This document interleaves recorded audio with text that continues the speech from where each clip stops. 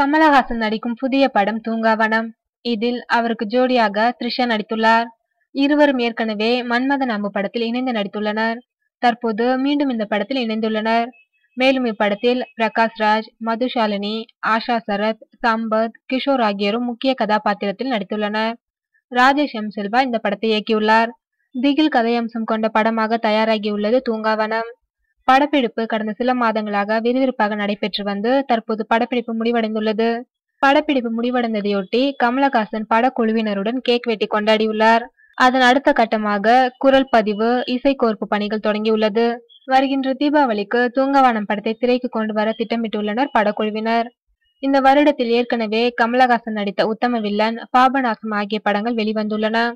தற்போது அதனைத் தொடர்ந்து தூங்காவனம் படமும் இந்த வருடத்திலே வெளியாகிறது என்பது குறிப்பிடத்தக்கது.